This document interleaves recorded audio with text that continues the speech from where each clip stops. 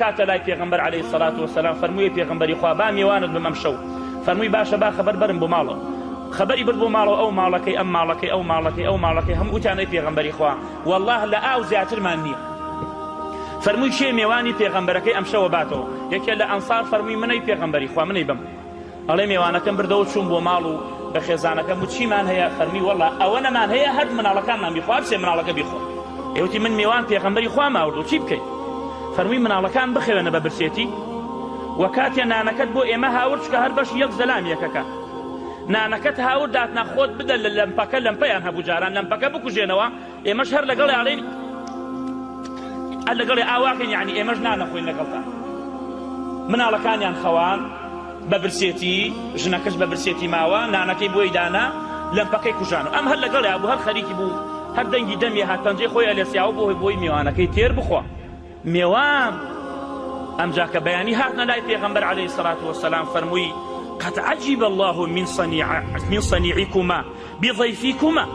يا ضحك الله بصنيعكما خوای گەورە میهرەبان تعجبی لێتان هات ئەم شەو چیتان کرد خوای گەورە میهرەبان پێتان پێکەنی ئەم شەو چیتان کردا قال فنزل قوله تعالى ويؤثرون على أنفسهم ولو كان بهم خصاصة ومن يوق شح نفسه فأولئك هم المفلحون وقال القحطاني في نونيته واحفظ لجارك حقه وذمامه ولكل جار مسلم حقان واضحك لضيفك حين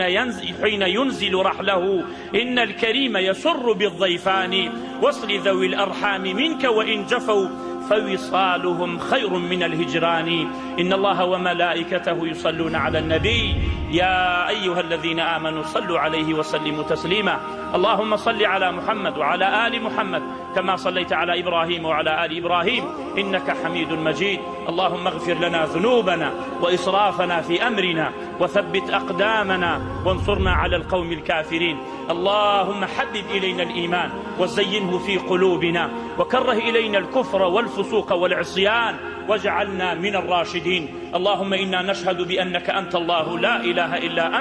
أنت الغني ونحن الفقراء أنت الغني ونحن الفقراء أنزل علينا الغيث ولا تجعلنا من القانطين اللهم اغفر لنا ذنوبنا اللهم اشف مرضانا وعاف مبتلانا واقض الدين عن المدينين اللهم ارحم